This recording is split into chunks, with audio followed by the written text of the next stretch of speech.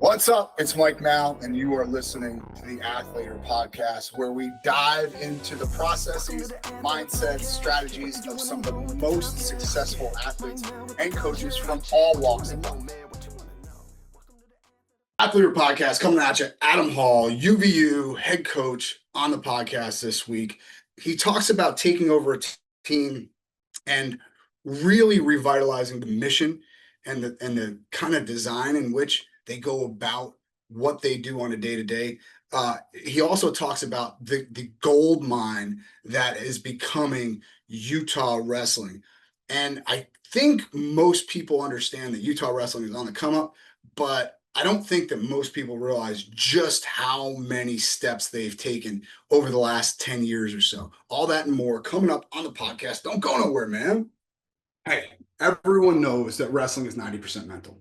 We're super excited to have partnered with Wrestling Mindset, the #1 wrestling-specific mindset program in the world. Make sure to sign up at wrestlingmindset.com using promo code Athletor25 for a $500 discount. Stop underperforming and losing to guys that you should beat. Athletor Podcast, Coach Hall, looking good in green, sir. You look good in green. Thank you for coming on, brother. Thanks for having me on, guys. Okay, we got lots to talk about. First things first, we ran into each other in Fargo, and you looked like a man who just got a head coaching position at a Division I school. And by that, I mean, you looked tired. And even when you jumped on, it was you're doing 17 different things. What's been the most difficult process in trying to become a head coach at a Division I level? Not trying to do everything in year one,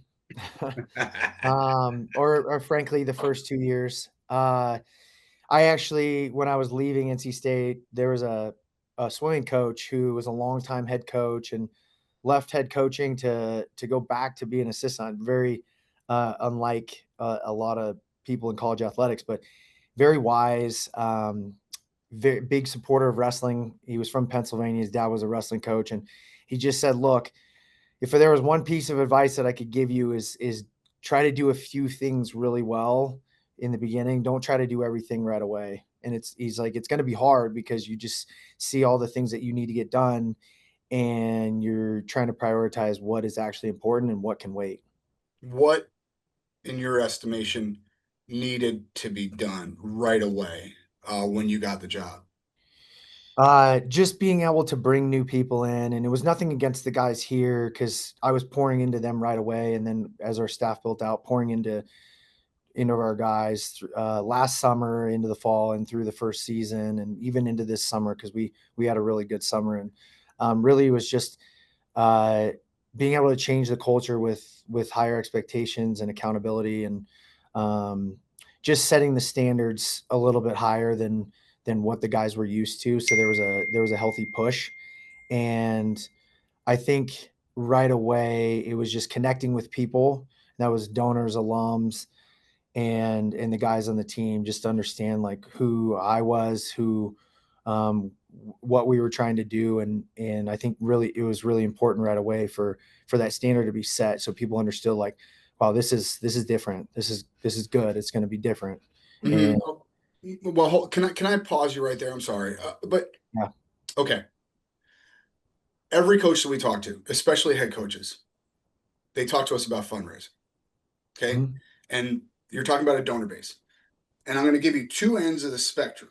Okay, I'm going to give you what most coaches tell me.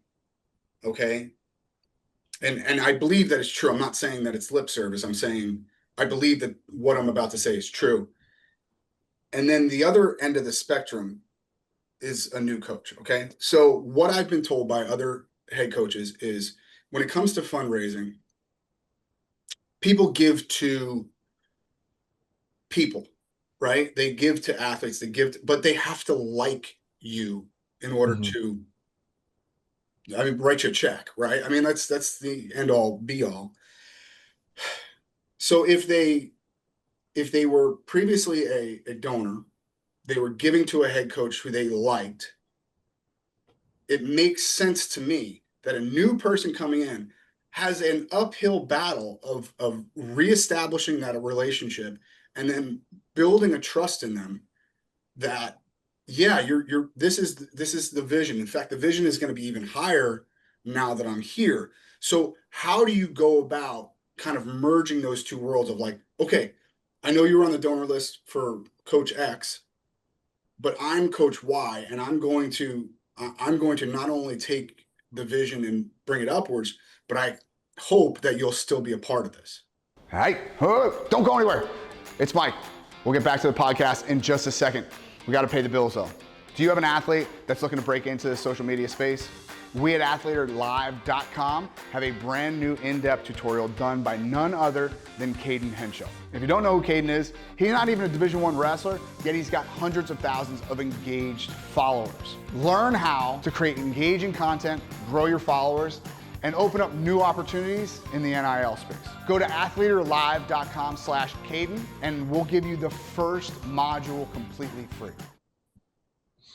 Yeah, I think that's a really good point. And for any new coach coming in, it's making those connections. And I think at the end of the day, people want to understand where their money's going. And I think when you can attach that to very specific things, that's something that they can get behind, because number one, you have to understand their motivations, because some people want to give to scholarships. Some people want to give to trips. Some people like don't really care where their money goes, because they understand like, it's once I give it to you, I know you know where it needs to go. And so just trying to understand motivations first, and then connect with people. And to be honest, when I meet with people, I don't generally ask. I don't start by asking. I make a connection and understand if it's a good fit, because I know right away, generally most people understand, like they're whether it's felt or just understood, there's usually a wall that's put up, just like I am prepared for this person to just ask me for money. But right away, I connected with some people locally and just sold a vision and just what we were trying to do with the program. And they got really excited about that. And then all of a sudden they're just, okay, what do you need? Right. And then you understand right away at that point that they're invested. It's not like they're sitting back waiting, and then all of a sudden their wall is broken down by like, wait, this person isn't really after my money. This person is trying to get me involved with their program and see if like I'm a good fit, and if I do want to help out. Because sometimes it's not money. Sometimes it's an in-kind gift, right? It's a leasing program at a dealership. It's somebody who needs tax write-offs and can buy you a golf cart or whatever that looks like, And so at the end of the day, again, it's about motivations and trying to help them understand like these are the needs. This is what's going to help our guys grow. Yeah. But what does that look like in a practical sit down with a donor talk? Do you feel them out? Like, do you say the word, RTC and they immediately retract, and then you switch the conversation to, well, no, this money might go to trips or things like that. Like, so what does that look like in a kind of day to day? Yeah, again, going back to what I was saying about attaching it to specific things and understanding motivation. Some people like really want to get down with helping the program grow and in scholarships or even trips for during the year in the budget. And so I think in terms of the meeting, it's getting to know these people and understanding what they do. And I try to invest myself into who they are and what they're doing before I'm trying to just sell any vision, because I'm trying to understand like what their background is and why we're even having this meeting. Because if we've gotten to this place, I generally think that you're wanting to support our program. And number one, that's awesome. And number two, this is kind of what's going on, and these are our needs, and this is what is going to happen in the future. And trying to explain that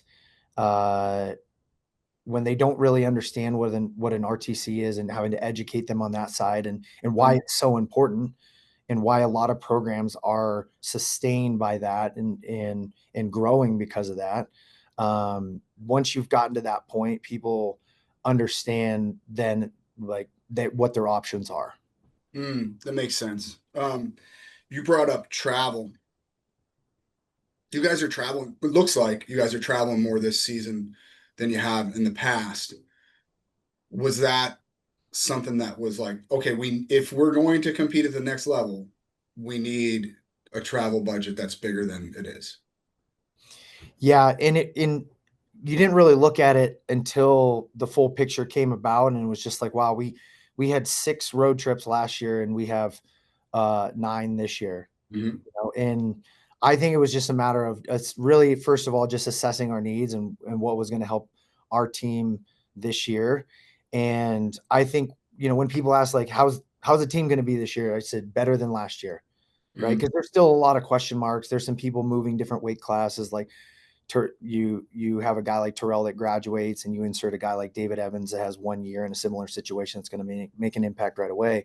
But then you have some question marks. You had some true freshmen start last year. You have some stud true freshmen coming in this year that may make an impact right away. And you don't know it in some places, but I know we put in a lot of time in the spring and the summer, and the guys are just better. And so it's like, we're going to go chase competition where we need to, because at the end of the day, we're trying to prepare ourselves for the end of the year. Because you don't hide from anybody at the Big 12 tournament, the national tournament, right? Yeah. It's like, you can do what you want, but like there is such thing as like managing a schedule and making sure your guys are getting a variance of competition. But with that being said, it's like, I want these guys to know, like, this is the expectation and standard. We're trying to beat these guys, and we're chasing people down. Did Barraclaw kind of reset some of those expectations to align with yours? It looked like he did.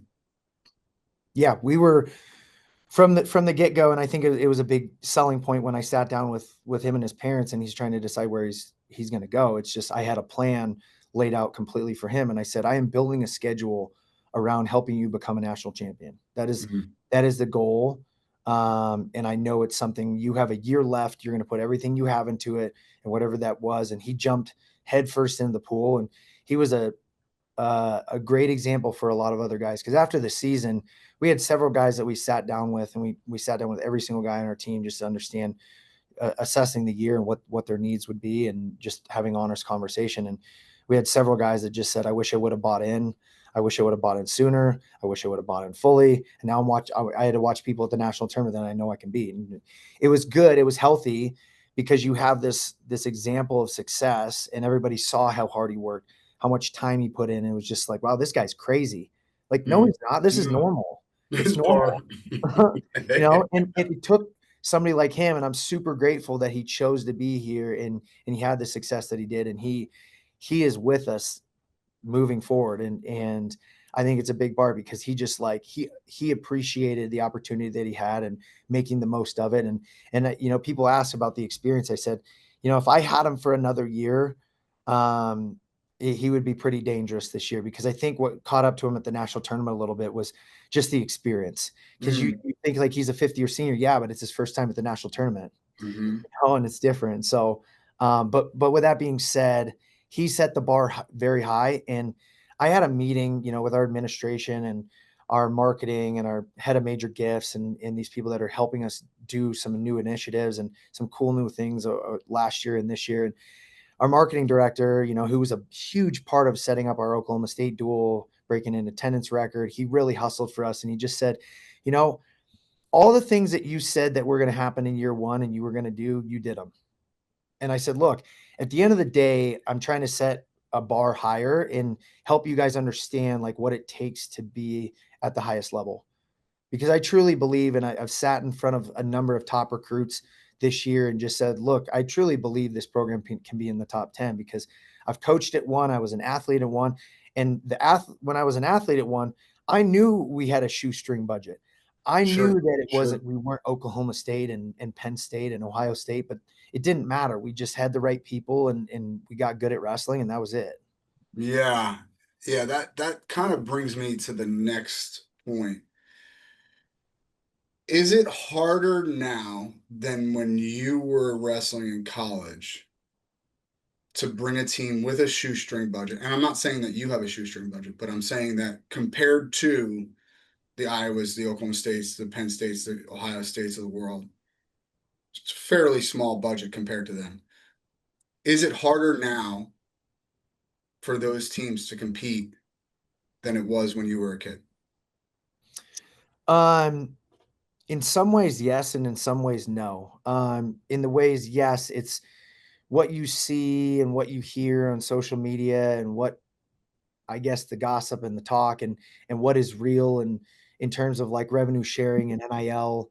You're always hearing stories, and this isn't just like unique to wrestling. When I was at NC State, you'd hear about it from the basketball coaches and the football coaches, and like what they say they're getting. This is actually what they're getting. Whatever, Mhm. So there's that side of it, and I think that a lot of coaches, like I think about like a Nick Saban, who is just like, I'm getting out of coaching because this is not what I signed up for. And, Mhm. and I see that side, and I'm also like, well, it's our job as humans, as coaches, as professionals. If we're going to grow, we have to adapt. Mhm. And looking at that, it's like, well, what is unique to our school and what can we do at our school? And I'm not going to sit here and compare myself to an Ohio State, a Penn State, and Iowa, because we're not going to be there with budget, with history, with any of that. And so just selling your own vision and making sure that you're aligning with your recruits and what they want and what their needs are is really important. And there are a lot of kids out there that just don't chase money, Yeah. and they want the full experience. Yes, money is a factor to a certain extent, but the reality is they're trying to find a place that fit, and we're also trying to help them find a fit for them. And I think a big part of the no side of it is we've been kind of sitting back and waiting to see the ramifications, the consequences of NIL and revenue sharing, and where it's gone well and where it's fallen on its face. And Sure. I think at the end of the day, I kind of joke with people and oftentimes recruits and parents, like, money aside, it all goes out the window when you get freaking double legged on your head and have a terrible practice when you're a freshman. You're sitting against the wall, staring off into oblivion, wondering, is this it? Like, am I meant for Yeah. this? Like, and every freshman and new people go through, and they understand, like, all of that doesn't matter. The environment that I'm in matters. Like, money will come, and my success will come, but I have to put in that work. And even those people that have had success, like, it's a new season. Like, people don't Sure. care how much money you got or what you did last year. They're trying to kill you. So, okay, how much, if you had to put a percentage on it, how much of the numbers that we're hearing on these NIL deals is a bunch of bunk? Uh, that's a great question. I don't know if it just 50-50, like, oh, Mm. this is actually what he's getting, or no, it's not anywhere close. I'm on one spectrum, like, I don't really like kind of buy into it a whole lot, because at the end of the day, if somebody's earning money, like, awesome, man. That's Good. really cool. I hope you use it well. It goes to your family. It goes to investment. I think there was something on Instagram with like Real Woods that he had bought a house or something. Where like people were like, yeah, that's all NIL money. I'm like, dude, that's awesome, because you're investing in your future that way. Sure. He didn't he roll up with some brand new awesome car. It's Yeah. just like he Sure. invested in his future, and that's really cool. Yeah. So I get down with that. I'm okay Yeah. with that, and so Sure. I don't get too wrapped up in all the numbers and everything going on. And to be honest, if we're talking to people and that's like one of their main concerns, then maybe you won't be a great fit for us, and that's okay. You'll be Yeah. a good fit somewhere. Sure. Sure. Sure. Sure. Okay.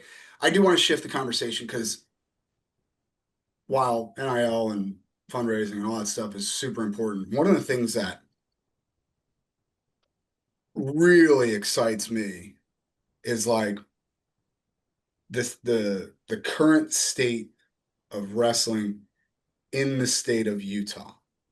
Kyler is doing an incredible job of bringing the whole state up to a new level. And like, I know that there are people in Utah that will say, "Well, yeah, it's everyone." Yeah, okay, fine, but his club seems to be raising the bar in the state pretty darn well. And I know, like one of the things that I hear head coaches say a lot especially in states like Utah, is we're building a fence around the state. I want all of our homegrown guys to want to come to X school.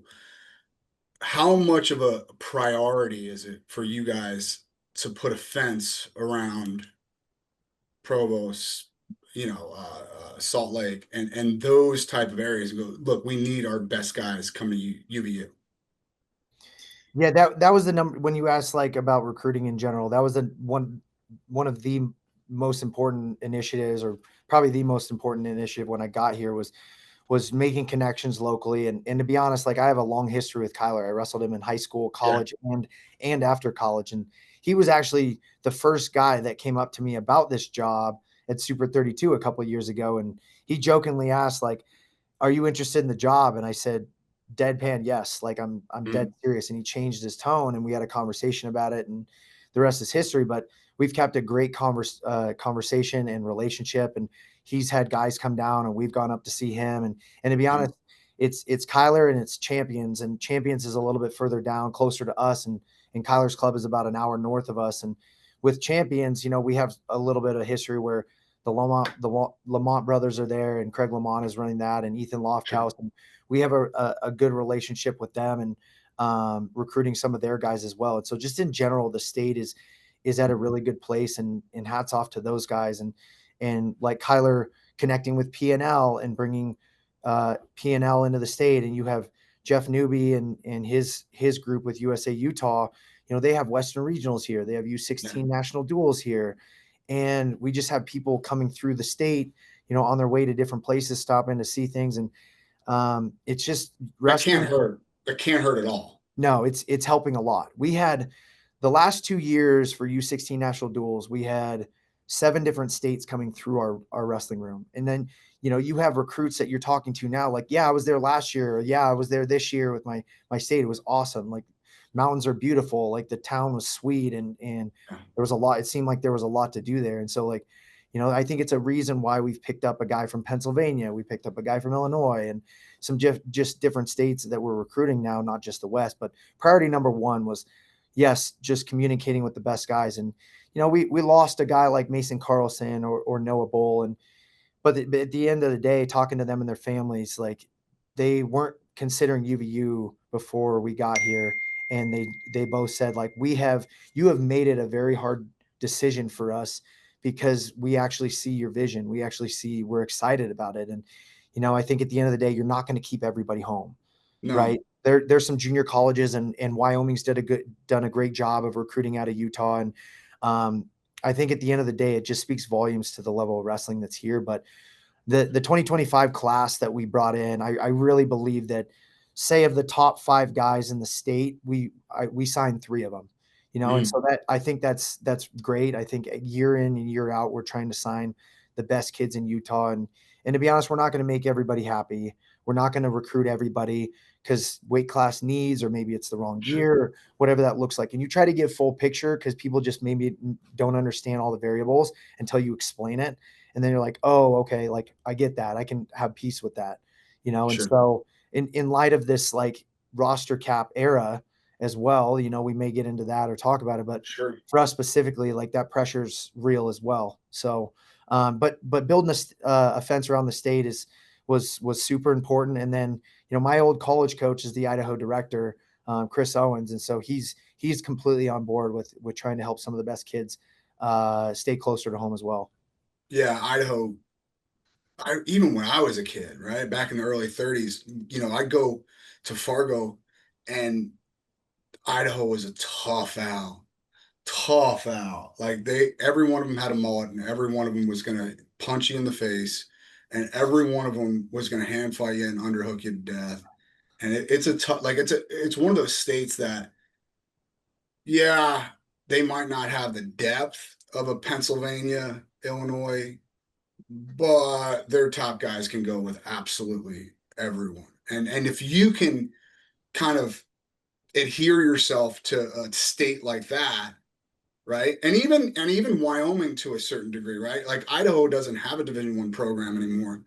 Wyoming does, but it's a big state, right? Like, geographically, it might not be the most densely populated state, But if you can adhere yourself to some of those schools, some of those states, man, you got a pipeline that will just keep on giving. Yeah, and you start realizing I mean, you talk about like Montana, and there's Yes. always going to be studs coming out of like the Bozeman area, or I think it's Chris Needens is doing a heck of a job. I think it's Hardin, Montana. Mhm. He's got some young studs that did well at Fargo, and you look around the West, and there's just, you're as a program, you're just giving people more options. Obviously, you have your Arizona States, your Stanfords, your Oregon States, your Cal Polys, and different people in the area in Wyoming. But at the end of the day, like geographically, we're in a great place in terms of having two airports. We have one 45 minutes away. We have another regional airport in Provo that's 10 minutes away that is expanding like crazy right now, and it's going to be a huge option for us flying in and out. And yeah, I look at, I think about what you're talking about, and it boils down to the fit. And people ask like, well, what kind of program do you want to have? And I asked our guys when I met with them on April 1st last year, and I said, does anybody here actually know what a Wolverine is? Like, guys were kind of looking around, and I was like, it's the meanest, angriest, toughest 40-pound animal in the woods. Like, bears don't want to mess with them. They're just ornery. And I said, we are going to absolutely embody what that looks like. And there were some key spots last year where that happened. Like, we walked into NC State, and we just brought a lot of energy. And all of a sudden we were in a barn burner duel that came down to the last match of the night. And Pat looked at me afterwards and he's like, dude, you guys brought it tonight. And I was like, we had to. We don't have anything else right now. We're not as good right now. I look back on the season, and I remember at Mizzou, we just got punched in the face. We lost 4 of the first 5 matches. We went into the break, and I was like, do you guys just want to hang it up? We could catch an earlier flight. Like, we can get out of here, whatever that looks like. I'll prepare for the next week if you want to. And guys were looking around. I'm like, no, I'm asking you seriously, because our coaching staff came here ready to win, and I don't think we're on the same page right now. And so this is what's going to happen, Troy. You're going to come out and you're going to freaking get us going and light that up, and we're going to win this duel. And we won 4 of the next 5 and lost heavyweight to lose the duel. But man, we quieted some crowds, and I think it set the tone right away. And we wanted our recruits to see that. We wanted to see the type of schedule that we were wrestling, and that we're for real. And you're going to come here and be challenged. And the best guys in the country, they want to wrestle a great schedule. They want to chase competition because I'm trying to be the best. That's it. And so I think it's been big for the best recruits around the region, and talking to some of the best recruits in the country. Sure. All right. So that brings me kind of to your schedule, right? So I call the CBU matches, right? And they brought in a team like Iowa, not last year, year before, and it was to get people excited about the sport in their area. Okay. I don't think that Derek Moore had any inkling of beating Iowa. Okay. And that's fine. That serves its purpose. I'm not begrudging Coach Moore for bringing them in, because we put 3,000 people in an arena to watch wrestling in Southern California. That doesn't happen very often. No, that's awesome. Just doesn't happen very often. Okay. So I understand what he was doing there. That's not the same thing as what you're doing. You put Iowa on the schedule this year, but it's not a home match, right? So it's not just to get people in Provo out to watch wrestling. Something tells me you see a way to win that duel. How much of your thought process as the head coach at a school like UVU is put towards just building the culture of wrestling in the area, and how much of it is like, okay, we got to win now. We got to win. To be honest, I could pad my schedule, and I had a goal last year of finishing 500, which is crazy, coming like setting an expectation like that, or a standard like that, coming from a place like NC State, or wrestling at the highest level, and being a high level, coming from being a high level athlete. But putting the schedule together, and also being like somewhat realistic, but at the same time having kind of blind, dumb faith in your guys more than maybe they have in themselves. And, we finished 7-9, and I think that putting the schedule together this year, it's no different. I actually think our schedule is tougher this year than it was last year. We have 2 major tournaments. We start the year with Stanford. We end the regular season with Nebraska, both at home. I expect to break our attendance record with that. And you're building wrestling at the same time. You're getting your team what you need and what they need. And same thing I told Terrell last year. I'll lean back on that. I said, look, at the end of the day, if I have to sacrifice a dual meet or 2 where you're resting or you're banged up and the end goal stays the same, we're not going to alter the plan, then I'm going to do it for the sake of what my personal record. That doesn't mean anything. Like nobody's going to remember this duel in November or December when you're on the podium in March. And that's exactly what happened. He got banged up right before the Oregon State match. And I was like, dang, this is rough. If we're going to try to beat a top 25 team without Terrell, we're going to have to step up big. And we did, and we got it done. And it was good for him to just like be able to take a step back. And this is not something I have to push through right now. And I think it was big in terms of his health at the end of the year. So looking at our schedule, speaking to Iowa, I'm grateful for a guy like Tom Brands who understands wrestling and trying to grow the sport. And as of right now, by way of Frank Popolizio, Tom has said, yes, we will come back and wrestle you next year. And so that's a huge thing because there's so you're getting your cake and eating it too. Like that's pretty cool.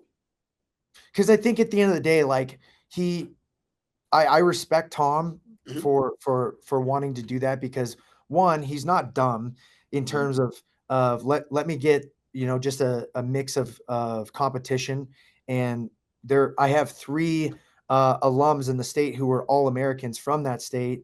Let me come back and I plan on doing something if we get that dual meet scheduled next year, doing something special for those guys and recognizing them because they are a big part of this state currently in the wrestling scene as well. And just kind of looking at our schedule, we have a mix of competition trying to get out to the East Coast. We have a number of Big Ten teams. We're stopping, obviously going back to the Cliff Keen, but for us, it's just preparing for the end of the year. And you're not going to know until you get to the end of the year. Like we should have added a couple other teams that we have expectations to go and to beat, as opposed to like some of these guys may be questioning whether they can beat in Iowa, that they can beat an NC State or whatever that looks like. Sure. But you won't know until you get to the end of the year. And so for us in putting together our schedule, we're trying to sell to these top recruits that are considering us like this is who we are. And this is what we're trying to do. Yeah. And okay.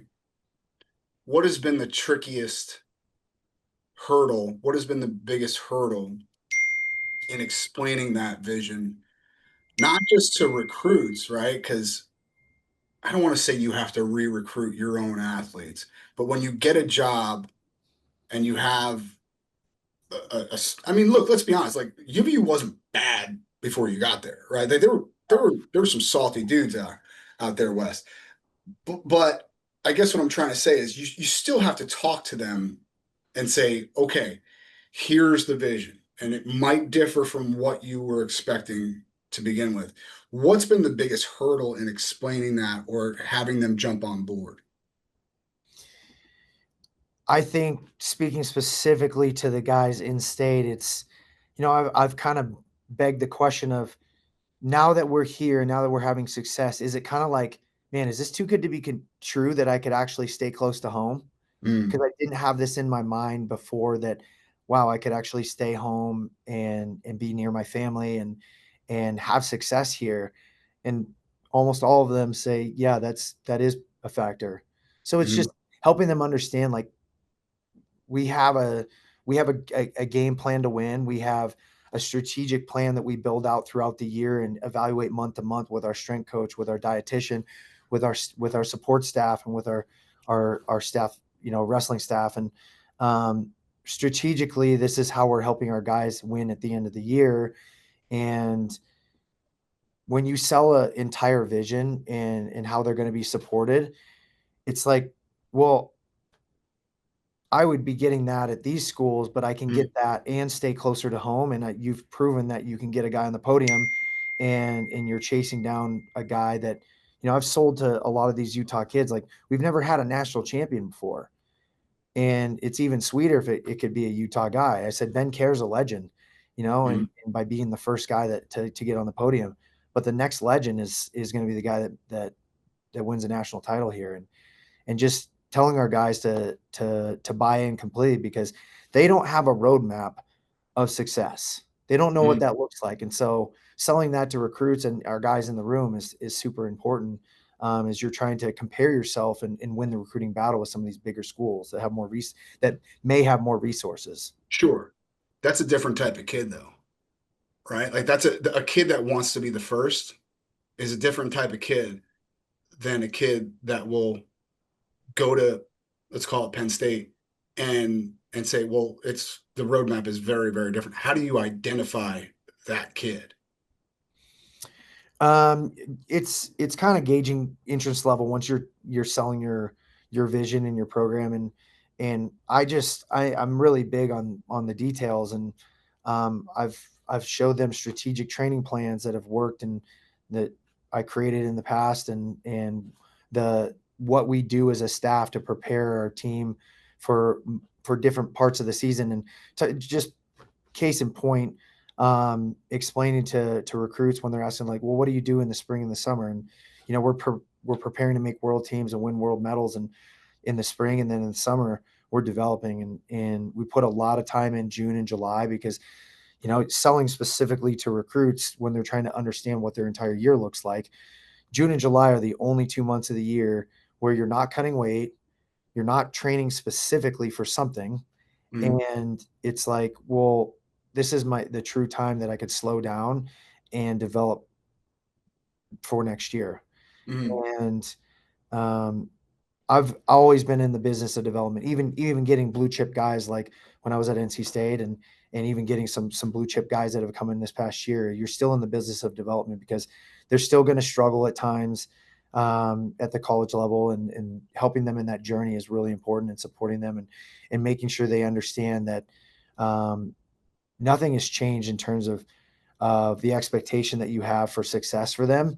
It's just the journey may not have looked the same for them. And I think when you sell the whole picture to some of these kids, you understand quickly whether they're down for it, or they're just like, no, I'm still going to go here.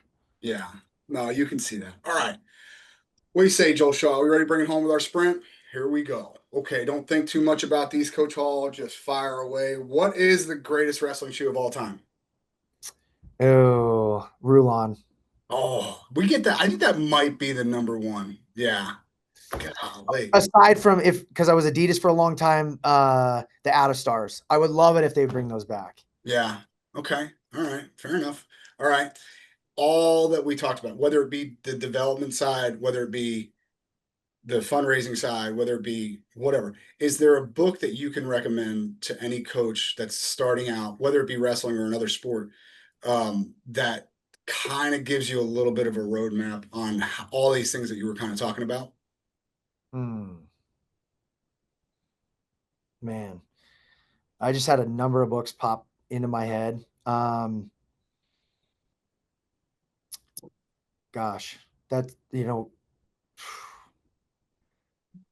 man, for me personally, it was pouring into my faith. It was the Bible, to be honest, because there were a lot of nights where I didn't get sleep, and I had to remember, like, just like I tell our guys, trying to separate what you do from who you are. It's really Mm, important for me in terms of, like, understanding what I need in order to be grounded. And I've just poured a lot of time into my faith. And I would honestly say the Bible, but for coaching specifically, um, one thing recently that popped up that I've been encouraged to look to actually um, really buy into is uh, Seven Habits of Stephen Covey's book. Okay. Why am I blanking on it right now? Joel Porter.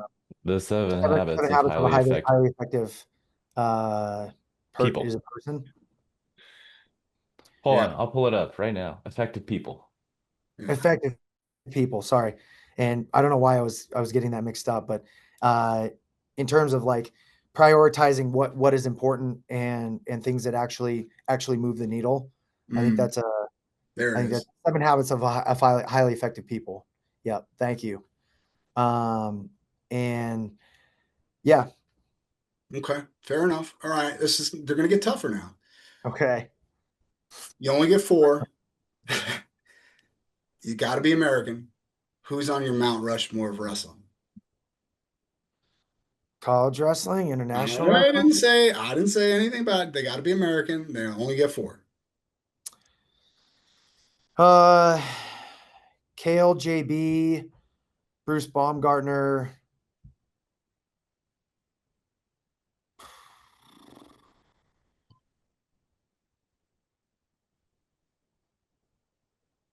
Dake.